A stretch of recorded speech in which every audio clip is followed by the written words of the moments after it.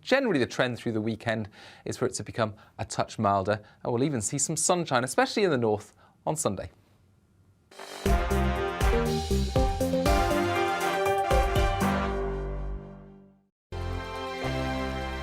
Hello there, I'm Eamon. And I'm Isabel. And you're watching the GB News digital stream across the United Kingdom. And around the world. If you're here in the UK, you can also watch us on your TV screen. GB News is Freeview channel 236. On Sky, we're channel 515. 626 on Virgin Media. Just remember, you might need to retune your TV to watch the channel. Yeah, and if you are doing that, find out more about retuning by going to gbnews.uk.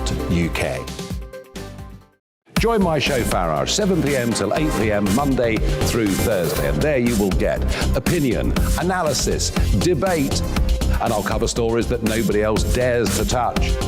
And then for the last 15 minutes, talking pints. We're over a drink.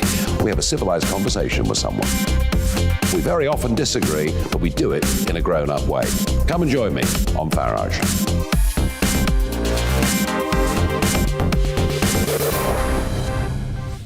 I'm Dan Wootton. Join me Monday to Thursday from 9 to 11 for the feistiest and most fun news debate on TV, where free speech reigns. I'll bring you a sharp take on the day's biggest stories, bombshell newsmaker interviews, and A-list guests. And I guarantee you, no spin, no bias, no censorship, and no reason to go to bed. That's Dan Wootton tonight, Monday to Thursdays from 9 on GB News.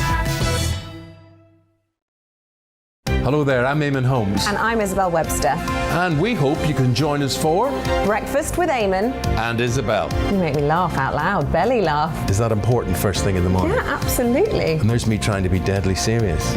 News is a serious business. Yeah, I have to rein you in sometimes. Well, it doesn't stop us laughing at it. It doesn't stop us having an opinion on what's going on. Yeah. And it certainly will not stop us reflecting what you think. Weekdays from 6 to 9:30 on GB News.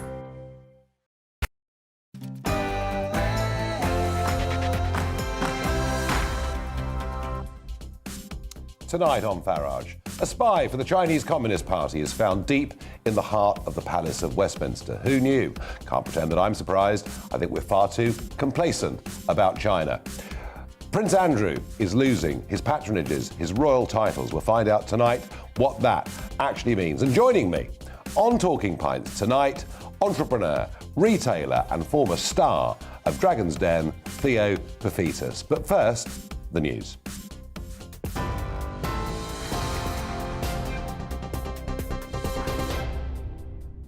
I'm Polly Middlehurst at GB News. The top stories this hour. As you've been hearing, Buckingham Palace has announced the Duke of York's military affiliations and royal patronages have been returned to the Queen. Prince Andrew, who faces a civil lawsuit in the United States over allegations of sexual assault, is defending his case as a private citizen. Additionally, a royal court source said the Duke of York will no longer use his Royal Highness title in any capacity. The royal commentator and biographer Angela Levin told GB News the Duke's actions have finally caught up with him. Perhaps it's a way of actually getting through to getting through to Andrew, so that he doesn't actually try and be pompous and superior as his inclination. Whatever he does, he's got to be humbled, I think, and really understand what this is all about. I think he's dismissed it too often and too long, and now it's just grown up like a monster behind him, and he's got to understand the seriousness of it all. Angela Levin there. Well, MI5 has been warning today and warning MPs that a Chinese agent called Christine Lee is covertly engaging in political interference activities in the UK on behalf of the Chinese Communist Party. The Home Secretary, Priti Patel, says it's deeply concerning that parliamentarians have been targeted. The former Conservative Party leader, Sir Ian Duncan-Smith, told GB News he wants to know how Christine Lee was able to access a pass and roam around Parliament. It's not just a light, sort of easy-read novel. This is actually serious. As I say, lives could easily be at risk as a result of the activities of these people. Chinese government is a brutal organization. It brooks no dissent, and it deals with people like me and others who are now sanctioned by them. So we need to take this very seriously indeed, and we need to know more. In Duncan Smith. Police investigating the suspected murder of a primary school teacher in Ireland say no stone will be left unturned in bringing her killer to justice. 23-year-old Aisling Murphy was killed on Wednesday afternoon as she jogged along the Grand Canal in County Offaly. A 40-year-old man has been arrested and is being detained at Tullamore Garda Station. France has lifted its ban on UK holidaymakers. The French tourism minister says thousands of people who booked ski trips will now be able to hit the slopes from tomorrow. Fully vaccinated travellers will be required to have a negative COVID test within 24 hours of departure, but they won't have to isolate when they get to France. On TV, online and on DAB+ radio, this is GB News. Now back to Farage.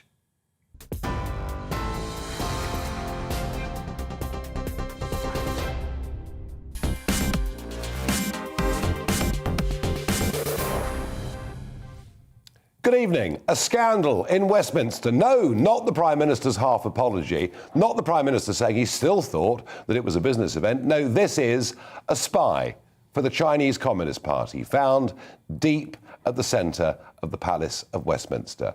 Christine Lee, who managed to inveigle herself with prime ministers, and in particular with one Labour MP called Barry Gardiner, who was in fact employing her son until this morning. And the oddest thing about this story to me is it was first being talked about publicly in 2017, and yet nothing appeared to happen. Well, before we get opinion, let's get the facts, including how much money she's given to the Labour Party. And joining me to give us the facts is GB News' Home and Security Editor, Mark White. Mark, good evening. Good evening, Nigel. Let's start with the money, shall we? Yes, in terms of the money, this woman has paid, we're told in donations, close to £700,000 over recent years. The vast majority of that money has gone to the senior Labour MP, the former minister under Tony Blair's government, frontbencher in Jeremy Corbyn's shadow cabinet, Barry Gardiner. Now, it has totalled round about £500,000 that's gone to him. He says that he has not gained personally from any of that money, that he's very angry with what has happened here, and that the money was used to fund his parliamentary researchers. We'll go on a bit more to what Barry Gardiner was saying in a second, but I think just to recap on this, it is very unusual for MI5 to issue this alert, Nigel. It was alerted Parliament this morning. It was distributed to the heads of security, both the Commons and the Lords, then distributed to individual MPs and peers. That's how we got to hear about it. And they accuse this woman, Christine Lee, a solicitor based in London, of being a spy. Now, this is not spying in the sort of traditional way of thinking about it, the James Bond style stealing of secrets, but it's this grey area type of espionage that we've come to know of late. This, according to MI5, attempts to gain influence and to subvert, undermine the democratic process. That in itself very damaging, of course, to a democracy like the UK. Now, in that alert, Nigel, MI5 says that Christine Lee has knowingly engaged in political interference activities on behalf of the United Front Work Department of the Chinese Communist Party. The alert accuses Lee of having facilitated financial donations to serving and aspiring parliamentarians on behalf of foreign nationals based in Hong Kong and China. Now, one of those who received money in addition to Barry Gardiner was the the now head of the Liberal Democrat Party. So as far as that is tiny. That Ed Davey received, I think it was about £5,000 in comparison to the £500,000 that's gone to Barry Gardiner. Now, Barry Gardiner has been speaking this evening, says he's very angry about this, the way in which he's been used. He says he's been transparent throughout, though, that he had spoken to MI5 years ago about this because of the concerns that he had. Well, that begs the obvious question, doesn't it, Nigel? If you were so concerned that you thought you had to speak to our domestic spy agency, why on earth were you taking hundreds of thousands of pounds from this woman? Yep, taking money and continuing to employ Christine Lee's son. Yes, I thought the fact that he said he'd been liaising with the security services for years was astonishing. It was virtually an admission that he knew he was working with a Chinese spy. I'm absolutely astonished by the whole thing. Mark, tell me, has there been any official response from the Labour Party on this? From the Labour Party, I haven't seen so far. From the Home Secretary, yes, she says that she understands people will be understandably very concerned about this. She is liaising, as she does throughout, with the domestic spy agency MI5 and with the Metropolitan Police. Action is taken when appropriate, but there has been no action, as far as we know, that has been taken against Christine Lee, despite those in Parliament being told that she had indulged in illegal activities. And you mentioned, of course, her son. Well, her son was employed right up until this morning by Barry Gardiner, until he said he got a visit by the head of security for the Commons and two MI5 agents, then called him up and asked for his resignation. He also stresses that the money that was given to him by Christine Lee did not finance her son's employment as a researcher looking after his diary and his bookings. Extraordinary. Mark White, thank you very much indeed. I have to tell you, folks, I should say I'm astonished, I'm outraged, I'm appalled, but I'm not any of those things. I'm not the least bit surprised. I believe we have been far too complacent when it comes to China. I believe too many of our political class actually want to cozy up to China because they think that'll guarantee their futures financially and in many other ways. Agree with me, disagree with me. My audience question tonight to you is, are we too complacent about China? Please let me know what you think. You can also, of course, send in your Barrage the Farage questions for the end of the show. Let's get some analysis on this. And I'm joined now by Dr. Alan Mendoza, founder and the executive director of the Henry Jackson Society. Alan, as I say, I mean, you deal with these issues. You're a group dedicated to genuine human rights.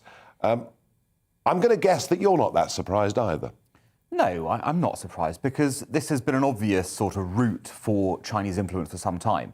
I mean, we've known for years, obviously, the Russians have been employed in this sort of tactic. Yep. We've got that. That bit we've understood. We were always wary of Russian money. But actually, Chinese money, for some reason, there was a blind-eyed turn to it. The assumption, if you remember, even as little as 5 years ago, was, oh, no, China's our partner, our friend. They wouldn't do anything beastly to us. Well, of course they would. Here's the Chinese Communist Party. Well, actually, I mean, if you think back to 2010, 2011, the early days of the Cameron-Osborne government, I mean, Osborne as Chancellor was saying China's our future. Well, it was a golden age. It was a New Deal. It was everything happening in that sort of way. But anyone who took any look at how the Chinese operated domestically would understand immediately that their aim would be to subvert our politics in whatever way they can do in order to get their ends and means through Parliament or whatever else. And that's what they've been doing. And they've been doing it for many years. All this time, we've been debating, is China a friend or foe? The answer has been staring us in the face. They're a foe.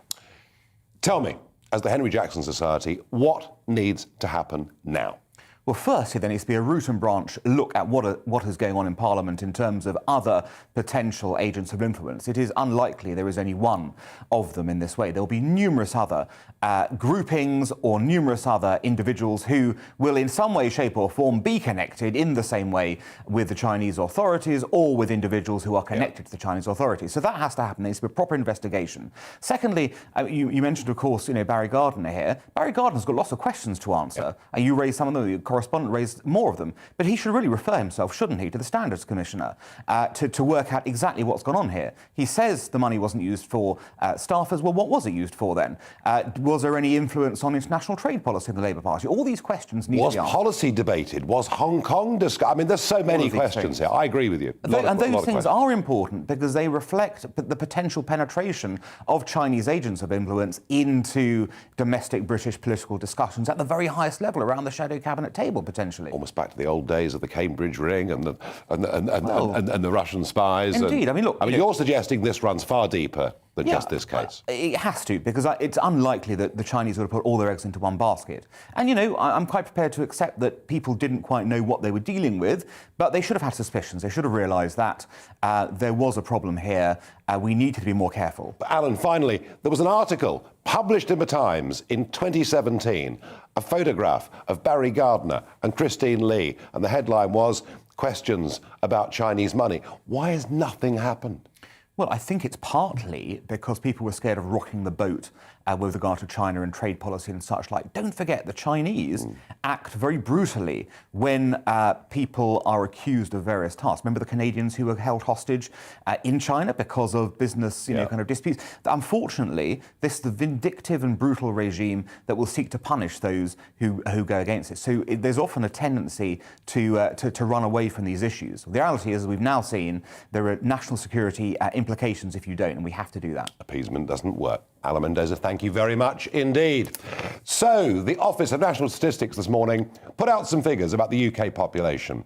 They estimate that net migration will run at 200,000 people a year for the next 10 years. That's net migration. So a lot of people leave, a lot of British people leave and retire to the sun or whatever they do. It actually means the population change is much greater than 200,000 a year. And I'm going to say this, I don't believe that's what people voted for. We didn't vote Brexit to carry on with immigration on a massive level. And certainly, people didn't give Boris Johnson an 80-seat majority for it to carry on this way. And by the way, those numbers all exclude what is happening illegally in the English Channel, which, by the way, has seen at least 6 boats cross today. Well, joining me to discuss this and perhaps some of the economic implications of this is Jonathan Portes, Professor of Economics at King's College London and Senior Fellow for the UK in a Changing Europe, focusing on immigration and free movement. Jonathan, on the simple politics of it, do you get my point that a Brexit vote and an 80-seat Boris Johnson majority, there was a high expectation amongst people that numbers would fall substantially, and they're not? Well, that's hard to say, maybe among some people, but let's be clear. This was what the Conservative manifesto promised. It promised a new immigration system that would level the playing field between Europeans and non-Europeans and allow skilled workers, people who qualify under the new system, which was part of a white paper that had been published before the election, would allow people to come when they have a job offer from an employer here at a particular skill level and at a particular salary above average, above £25,000 a year and with particular skills. So this is precisely what people were voting for if they voted Conservative in the last election. And those of us who've been writing about these issues for many years said so quite clearly. So you might not like the fact that there are that the falling number of people coming from Poland and the Baltic states and Romania has been, at least in part, offset by more people coming from India, Pakistan and Nigeria. But that was precisely the system which the government said it was going to introduce before the election, set out in the manifesto, and that the British public, so in that sense, the British public did vote for this, didn't they? Well, Jonathan, I was arguing for a non-discriminatory immigration system for 15 years. I felt discriminating against the rest of the world in favour of the European Union was all wrong. But I also argued, and I think Boris Johnson also argued, that once we have control of our own immigration policy, that numbers can reduce. Anyway, I think people voted for Boris Johnson believing lower numbers. Now, I presume you're going to tell me that economically we're actually going to need these people? It's not a question of need. We don't have to have immigration at this level. We could have lower immigration and be somewhat poorer, and indeed higher immigration and be somewhat richer. That's a choice. But it is true that the new system, which does reorientate the system slightly more towards more skilled and higher paid people, when they have a job offer for employers, that's on the whole, it's a relatively liberal system. Less restrictionist towards people coming from outside Europe, and that is likely to have some economic benefits. And we're already seeing it. So what are the two big sectors where we've seen visa applications, particularly from people coming from India, Nigeria, the Philippines, go up? The two big sectors are the healthcare sector, where, of course, we have massive staff shortages. It's not like they're displacing British people. We just don't have enough people working in the NHS and social care, and the IT sector. So there's big demand from the IT sector, and lots of people coming in India for fulfill that. And I think it's very hard to argue that's not a good thing from an economic perspective. That isn't, on balance, going to be good for the British economy, good for tax revenue, good for funding public services. I mean, what we've seen with immigration over the years is it's good for GDP. More people means the GDP goes up. Doesn't always mean that GDP per capita goes up. But Jonathan, thank you for joining us and giving us your thoughts on that. In a moment, coming up, the NHS waiting list, for the first time ever, hits 6 million, and it's still rising fast. Also, Prince Andrew, loses his royal titles. We'll discuss what that means too.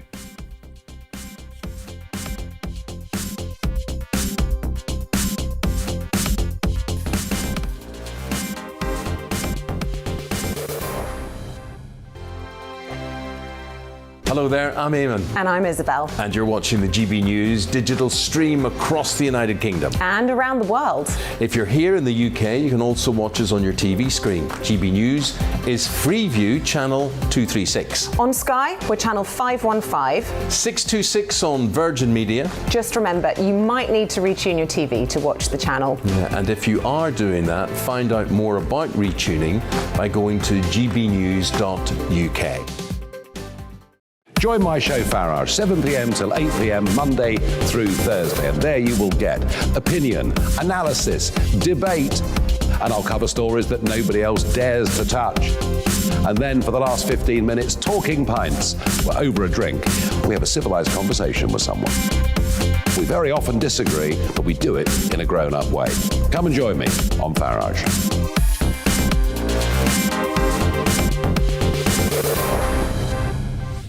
I'm Dan Wootton. Join me Monday to Thursday from 9 to 11 for the feistiest and most fun news debate on TV, where free speech reigns. I'll bring you a sharp take on the day's biggest stories, bombshell newsmaker interviews, and A-list guests. And I guarantee you, no spin, no bias, no censorship, and no reason to go to bed. That's Dan Wootton tonight, Monday to Thursdays from 9 on GB News. Hello there, I'm Eamon Holmes. And I'm Isabel Webster. And we hope you can join us for Breakfast with Eamon and Isabel. You make me laugh out loud, belly laugh. Is that important first thing in the morning? Yeah, absolutely. And there's me trying to be deadly serious. News is a serious business. Yeah, I have to rein you in sometimes. Well, it doesn't stop us laughing at it. It doesn't stop us having an opinion on what's going on. Yeah. And it certainly will not stop us reflecting what you think. Weekdays from 6 to 9:30 on GB News.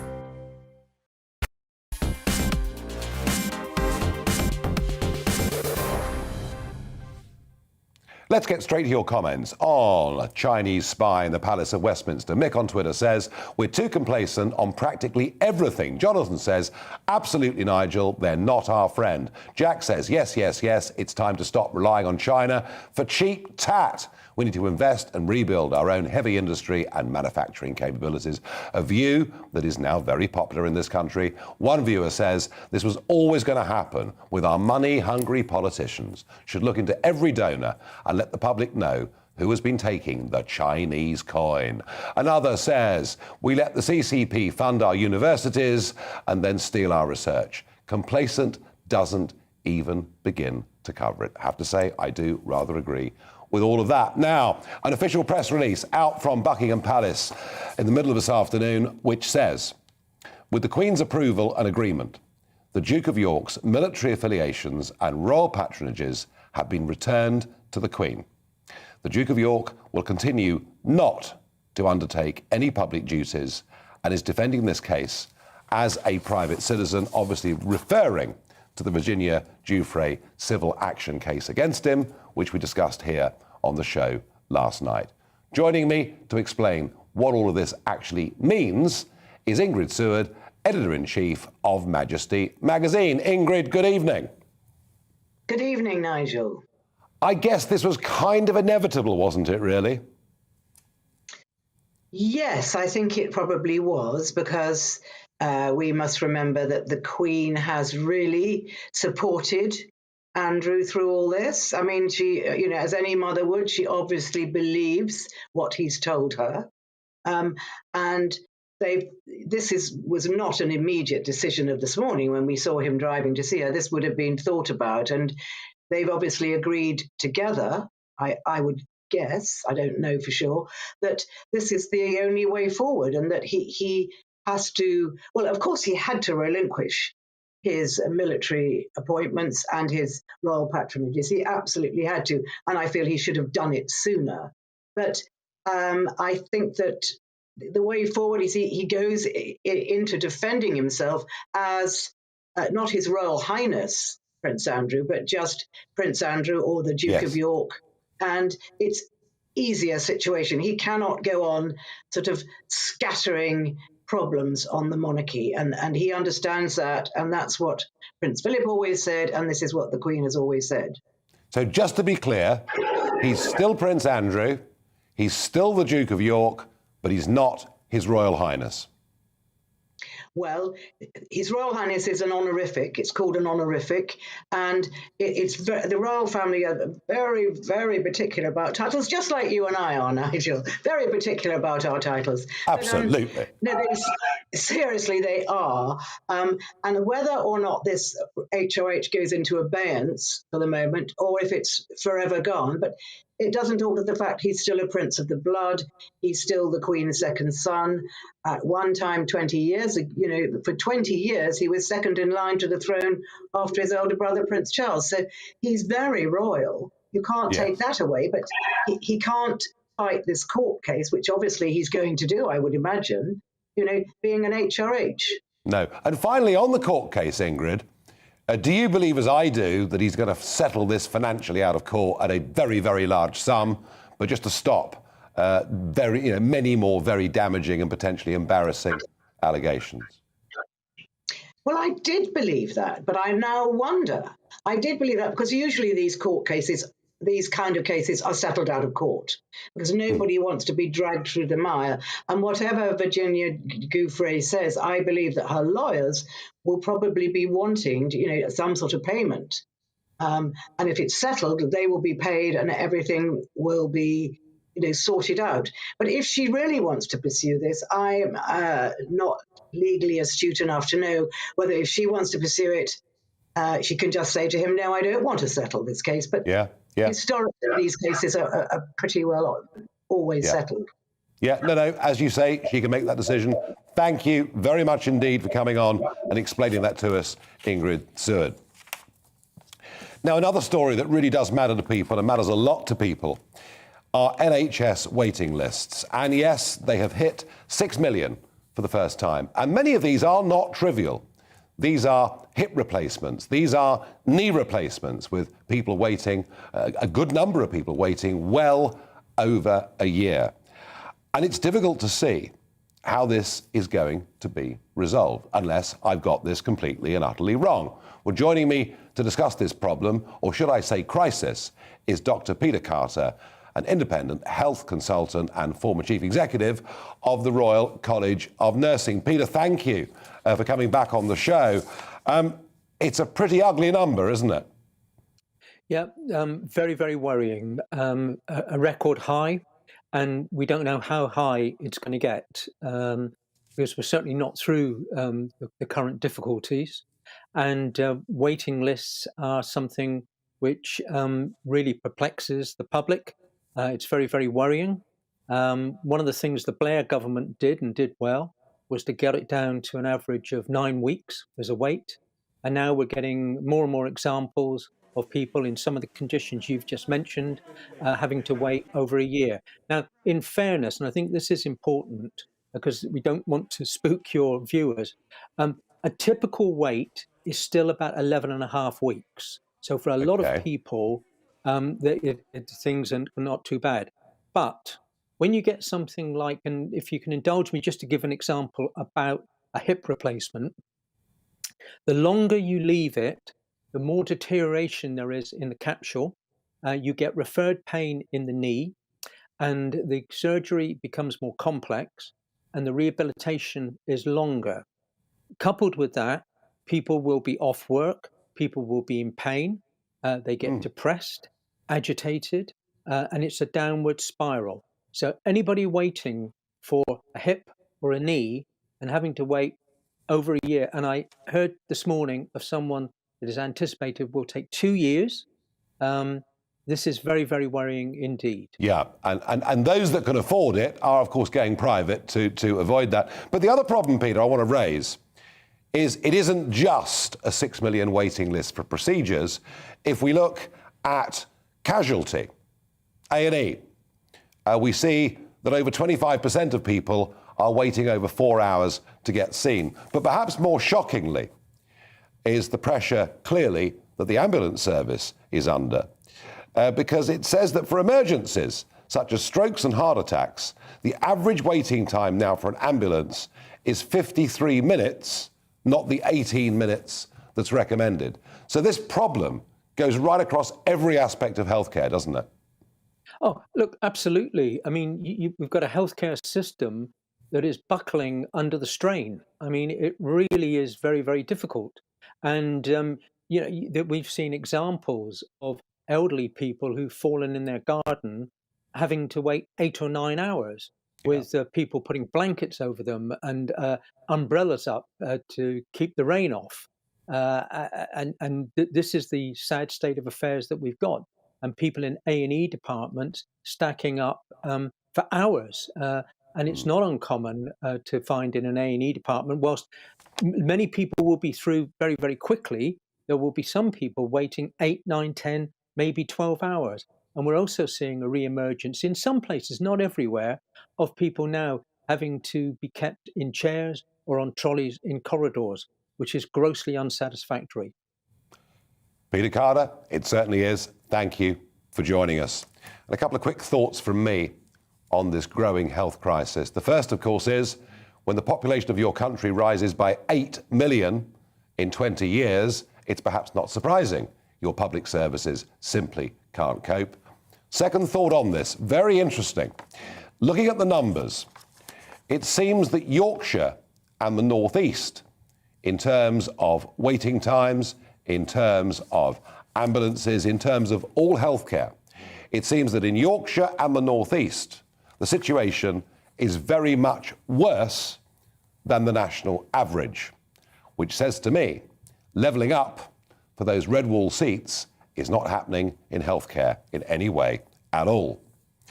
Now, this morning, very exciting, the launch of a new political party, that wonderful Remainer woman, Gina Miller, of course, who fought court cases and was very prominent in our media for some years. Yes, Gina Miller launched her new party this morning. Now, I have to say, it perhaps was not a wholly unqualified success.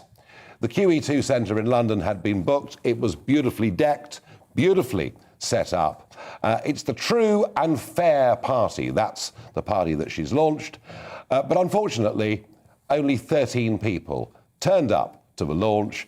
And it seems that the key parts, the really key parts of her manifesto, and there she is unveiling her manifesto, but the really key parts of it, namely to end paid lobbying by MPs and to introduce a new ministerial code enshrining the Nolan principles, well, the trouble is, Gina, that those things are already in law. So I'm not so sure the True and Fair Party is going to go much further than the launch today, given the overcrowded centre in British politics that we have at the moment. And that certainly is right. Now, a little bit of good news, which we need, I think, and that is the tech sector. And this really is important. This is where growth is coming in the 21st century. It's where America has taken the most extraordinary advance over the rest of the world. Well, the good news is that London last year kept up a blistering pace of technology financing, leading against all other European cities, with nearly £19 billion of fresh investment coming as new funding in tech. Double the levels of 2020, with firms across the entire UK raising in total about £30 billion. That is according to a report from Capital's promotional company, London & Partners, and data provider Dealroom. So it really is very good news. We are now globally ranked 4th for these kind of investments. Yes, we're still trading behind San Francisco, New York, and Boston. But I think it's really, really exciting that so much money is going into our tech sector. Some of it from UK investors, some of it coming from America. And it's really good news. And it just says to all of those people who said with Brexit, oh, investment will all cease. They got it completely and utterly wrong. Wrong, wrong, wrong. All of which, I suppose, leads me in to our Talking Pints guest really rather well.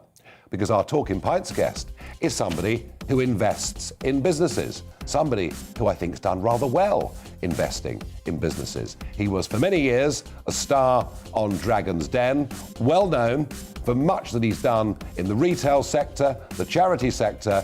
Lots to discuss in a moment on Talking Pints with Theo Paphitis.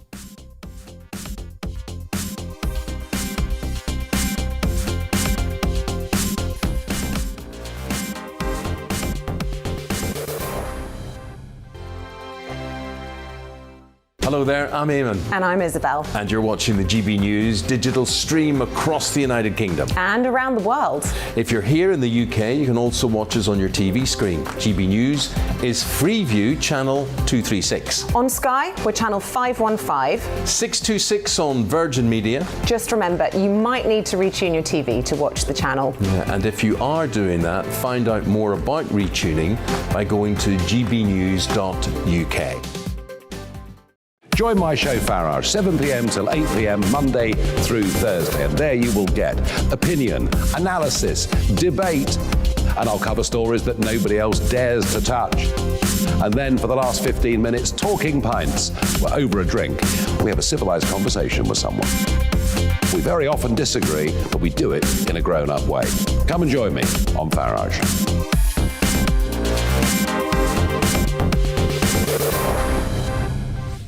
I'm Dan Wootton. Join me Monday to Thursday from 9 to 11 for the feistiest and most fun news debate on TV, where free speech reigns. I'll bring you a sharp take on the day's biggest stories, bombshell newsmaker interviews, and A-list guests.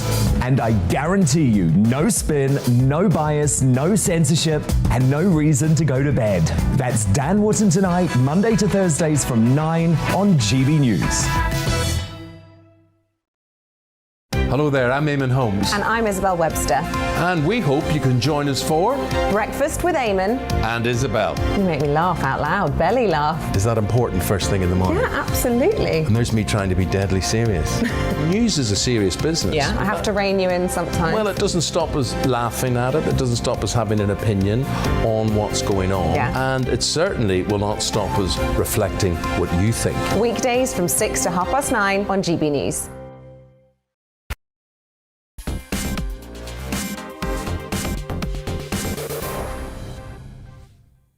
It's that time of the day. The GB News Tavern has been opened, and we're joined this evening by Theo Paphitis. Welcome to Talking Pints. Thank you, Nigel. Cheers. Cheers. Is that good? It's lovely, thank you. I see you're on the hard stuff. Yeah, just having a little bit of a rest, you know, a little bit of a rest. Now, Theo, I know, difficult subject, but COVID's been pretty blooming awful for you all round, hasn't it? I'm a shopkeeper. It's been terrible shopkeepers. We've been officially shut down for much of last year. And then, obviously, just before Christmas, we got unofficially shut down, stealth-like, yes, when they put the frighteners on absolutely everybody. Yeah. And now you've got to work from home, and you can only go to work if you're going to party. that was a business meeting. Do you not believe the Prime Minister when he said that it was a business meeting? Well, he believes it. And no, I don't think he even believes it, in fairness. But Ryman and Stationers have got a new range in for next year. Yep. We're selling wine and cheese. Because there's obviously going to be a big That's demand. what offices need. Big demand for offices. I'm guessing a lot of retail businesses have just gone to the wall. Well, many have, and our balance sheets have been shot blatantly, but many have had to really look at their model. The problem is with retail at the moment, you've got two parts of retail. You've got the physical and you've got the online. The physical pays all the tax, and the online makes all the profit and sends it to the States. Or somewhere else. Yep. And the government still can't seem to grasp that business rates nettle that is damaging physical retail. And at some stage, and it might just be too late, someone's going to wake up and say, oh yeah, we've got this big piece of cake that's growing on this side, and we've got this piece of cake that's getting smaller on this side, and we're taxing the small piece of cake that's getting smaller, and then we're realising we need more money, so we tax them even more, and the piece of the cake that's getting bigger, we just leave alone. We don't bother with that. It's just ridiculous. We need to modernise our taxation methods. And corporation tax going up is another problem, isn't it? Well, listen, I don't mind the corporation tax is an interesting one. And I've been asked this question many times before. I don't mind paying tax on profits. What I do mind is paying tax on property where you don't make profits or you don't know if you're going to make a profit. It's just an unfair tax. It's from the 1500s, and we're in a modern society, modern age. If we can't, we've changed the way we live. The way you live your life in the last 10 years, never mind 20 years, has totally changed. Yeah. Our taxation, the way we tax, has to change. And what we need is an adult government. At the moment, we've got the kids running riot in Downing Street. We need adults in charge. Now, you've been involved with many, many famous names, high street names, the Robert Dyases, and all sorts. Ryman and Stationers, Boo Avenue, yeah. Go on, keep going, go on. No. I mean, it's a long, long list. But you're known for being a bit of a guru when it comes to the retail sector and when it comes to the high street. And I love the high street because you meet people, there's a social element to it, there's a community. The real world, you mean? Yeah, yeah. I like the real world as well. Yeah, absolutely. And it's been under terrible pressure, even pre the pandemic, with, as we've discussed already, the move to online. Can the high street survive? Of course it can survive, and it will survive. I mean, the point is, we just need to make sure we understand what we want out of life and we deal with it accordingly. We put legislation in that's correct. People want to go out. And then we've got many of us, look, we've got loads of stores that are doing well. And then we've got quite a few stores, especially in London, for instance, and metropolitan areas where it's like a ghost town. You know, my chief executive was in the lift coming up in Covent Garden tube station. I don't know if you know it, it's quite deep. There's a big lift that goes up. Normally it's packed, chick to gel, you're standing in there. Yeah. He was the only person in the morning in that lift. So is this work from home? You know, and I mean, this building we're in is full of corporate companies, but there's nobody here. Is work from home going to be a permanent thing? Is it a temporary thing? Is there a change of culture as a result of the pandemic? Well, that is definitely an issue. There could be. I think there's going to be sort of hybrid. I think people will look to work sometime from home. And, you know, in some ways, I can live that. But there's certain industries, there's certain jobs that you, especially when you're training and you're learning the job, you want to be amongst others. You want to hear what they're saying. Yeah. You know, what the... And for young people, and to learn from older people. Yeah, I agree. And you've got to look at the serious issue of mental state. And, you know, if you're stuck, a lot of youngsters are in bedsits, sharing a flat, sharing a house, and their only space is their bedroom. Our guys and girls don't really want to work in their bedroom. Yeah. They want to get out. Yeah. But we've got to be realistic. Well, I hope you're right. I do fear there has been something of a cultural change. There has, and I do believe, this is my personal view for what it's worth, and it's worth exactly what you're paying me to be here. Absolutely nothing. But the fact is, I do actually believe there will be a kickback towards people wanting to get out, which is why when things open up again, people are going to restaurants, they're spending more money in restaurants, they're spending more money in shops. We've got, in our stores, we've got 22% less customers coming in. Yep. But the ones that are coming in are actually spending more. Yeah, OK. No, well, that's good. I'm very pleased to hear it. Now, entrepreneur, you know, tuck shop at school when you're 15, on you go. and you really build a big name for yourself on Dragon's Den. You're there for episode after episode. I'm going to show you a quick clip. This is Theo Paphitis on Dragon's Den. Let's have a look. I'll have a drink. That was the BBC's Dragon's Den, and you had great fun doing it, didn't you? I did. I'm very much a product man. I'm a shopkeeper. We have products, we buy products, we sell products. They've got to be fit for purpose. We want our customers to buy them. We don't really want them to bring it back, right? So we want to make sure they're fit for purpose and they do what we say they're going to do. And you know, I always like to test products, and if they fail, they fail. But there were some great successes that came out of Dragon's Den. It was fabulous. I did 8-9 years, I can't remember now, but it was great fun. We had the good, the bad, I had some uglies as well, where I lost my money very quickly. So there you go. Anyone says that don't lose money investing is not telling you the truth, or was never invested. Of course. You know, it's the risk. We're not gamblers. It's the risk-reward ratio. You have to assess a business, and not all will go right. And it's then up to the people. I mean, some people came on Dragon's Den early on, especially early on, where they thought they won the lottery, and the minute they left there, they were going to put the fee up, light up a cigar, and we were going to run their business for them. Shock horror. That's not how it works. Entrepreneurship. Yeah. I don't know about you.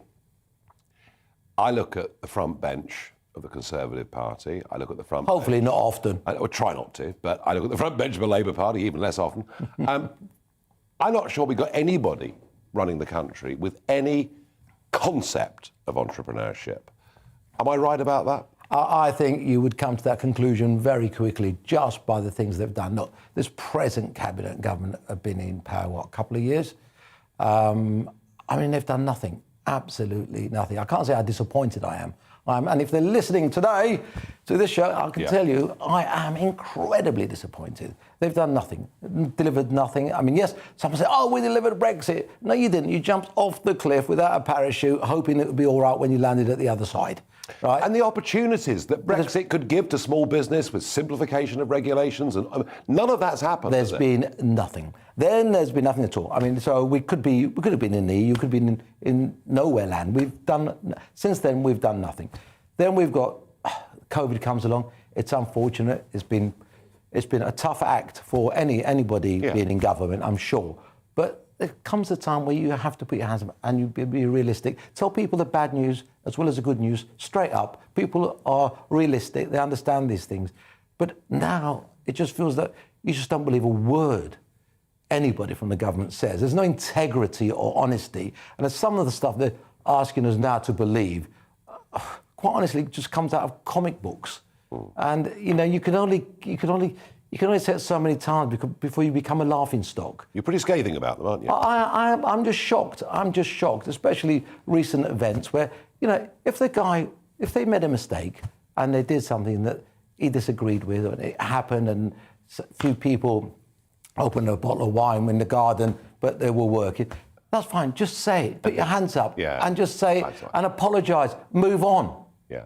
Don't run this shaggy dog story that goes on. I drove 25 miles to test my eyesight. Oh, yeah, well, that's another one. I mean, we need it. I'm saying it on it right now. We need to get a grip. It's not too late, but we need to get a grip. And we've got to absolutely show some honesty, integrity, because that's what the country now needs. And leadership. We need leadership. We can't just say, have a Christmas party, don't have a Christmas party. I'm not sure whether you should isolate. Maybe you should isolate. I mean, I know.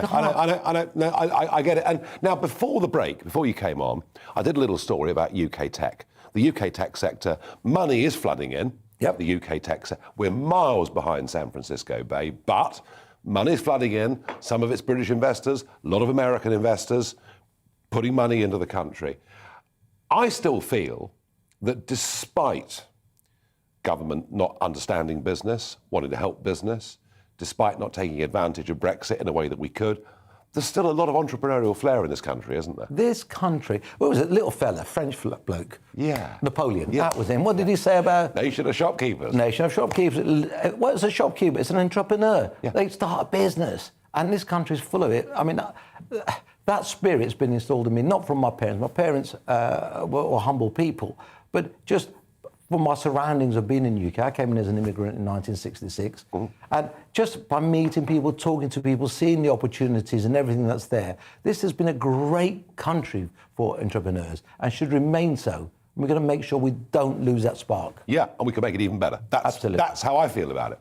Now, a separate side of your life, which I bet many of the viewers don't know about, is your love of sport and your love, in particular, of football. Now, there's one football club that possibly unfairly has much maligned. In fact, I remember when I led UKIP, I did once compare it to Millwall Football Club.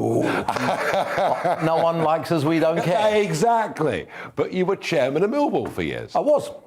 Again, 8 years, most amazing 8 years of my life. Loved every last minute of it. Again, we had the highs and the lows, the good, the bad and the ugly. I remember the day I became chairman, my brother ringing me up and saying, "Are you sure? Yeah. Millwall Football Club, do you remember?" Because we used to go there as kids. He said, and something awful happened to him once. And they said, "Do you know?" He said, "They're going to string you alive." I said, "I don't think so." And do you know what? It was just an amazing time. I met some of the most wonderful people. And it was, for me, it was a life's ambition, it was a dream.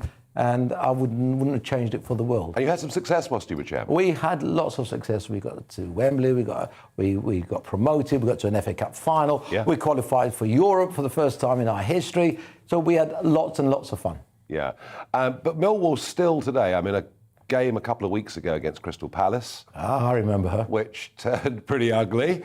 Crystal Palace? I couldn't agree with you more. I couldn't agree with you more. No. You're doing a Boris Johnson. There's a song about that, isn't it? Palace, who? A palace. No, you're doing a Boris Johnson now and trying to deflect and defer. The fact is, no, you go once again, Millwall fans have behaved in a way that has slightly brought the club into disrepute. So what happened? What happened? Well, it was chanting at players and it was pretty nasty stuff, apparently. Okay, so I spent, the guy what was his name? Campbell, Alistair. Yeah. You remember him? I certainly do. Burnley supporter. Yep. Yeah, director of Burnley, I think, yeah. Oh, I can't remember who was the director of Burnley, but he certainly used to come to the matches when we played Burnley. Yep. But, he heard all sorts of chants at the Den, which was quite amazing because nobody else heard those particular chants. And in one particular instance while I was there, I'm just using some of the much maligned. I'm not saying Millwall Football Club supporters haven't been guilty, like many other club supporters, of overstepping the mark, right? And you name any club and I'll find you a situation where... But when it happens at Millwall, it's news. It's an earthquake. And there was a situation a few years back where I opened my red top newspaper and, my God, there was the headlines about Millwall supporters chanting Nazi chants. I thought, oh my God, when was this? On Saturday, I was there. I thought, I didn't hear any of that. And this guy wrote this whole article, and we were playing Brighton. And he mistook Seagulls, which was the Brighton, for something else.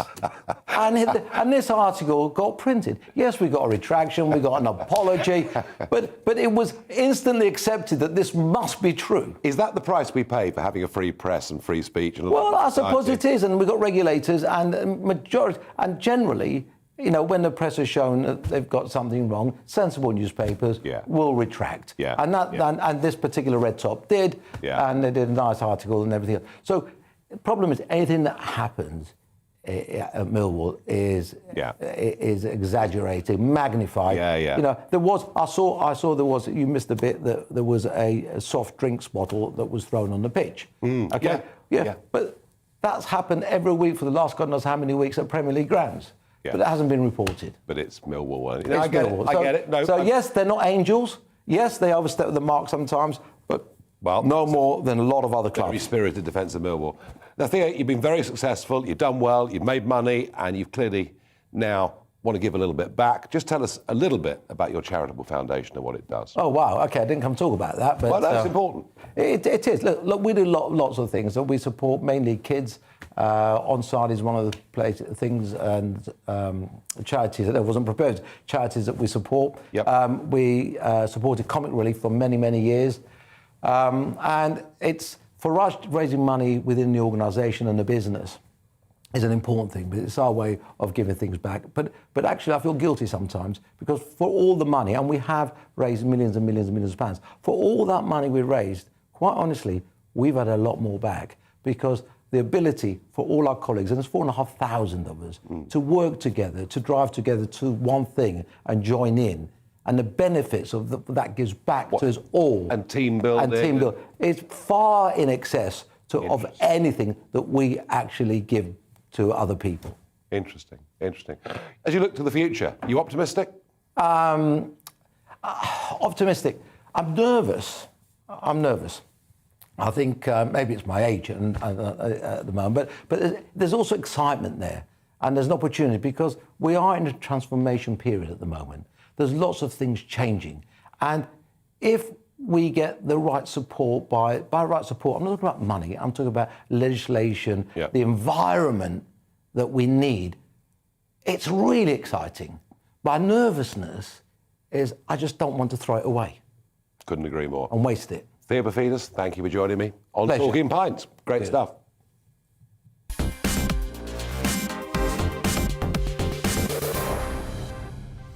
We are approaching the end of the show. It is that time for Barrage the Farage. You send your questions in. I don't get to see them beforehand, so I've kept Theo here because he's a quick thinker. He might save me. Ian and Lucy ask, have you ever been to a party, well, I've been to lots of parties, that was so bad you thought it was a work meeting instead? Look, I think, as we said earlier, the whole thing, just a nonsense, not believable, ridiculous. We'll see what Sue Gray reports over the course of the next couple of weeks. Susie asks, Sunat Truss or other for the next PM? Any thoughts? Ooh, I think there's a couple of others as well. Jeremy Hunt, have we forgotten about him? Well, solid. Remainer. Safe. But is that now history? Well, that's history. Forget that. We've moved on from that. Yep. But it's more experience. Interesting one. There we are. Hannah asks, do you have any plans to write any more books? Do you know, I keep thinking about writing a book about Brexit, about 2019, all the remarkable things that happened. I just haven't got round to it yet, but at some point I will. Mick asks, Boris is finished. Prince Andrew is down and out. The question is, who will be the third? That is such a depressing, miserable question. I'm just not even going to answer it. I think you're safe. This show's doing really well. I think you're safe for a bit longer. This show's okay. We're going to survive. That's great news. You see, I always thought there was an optimist deep there in Theo Paphitis. Thanks ever so much, everybody. I'm going to be back with you on Monday evening at 7. Please have a great weekend. In a moment, Mark Stein. First, though, let's see what the weather is going to throw at us. Hi there. Clear and frosty for many overnight, and then some dense fog patches to contend with first thing Friday.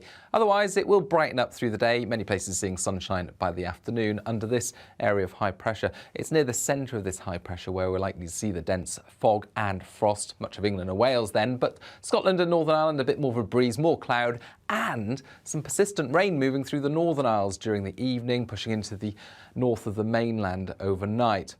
With the cloud and the breeze in the far north, well, it's going to stay frost and fog free here, but further south under clear skies, well, it's going to be a particularly chilly start to Friday. -2, -3 Celsius typical temperatures as we wake up, and those dense freezing fog patches in places. The greatest signal being West Midlands, Welsh Marches, West Country, and some of these fog patches in places could last throughout much of the day.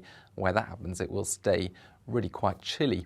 But otherwise, once the fog's gone, sunshine replaces it across much of England and Wales. Some brighter spells for Scotland and Northern Ireland, but that persistent rain in the far north still around, albeit petering out by the afternoon.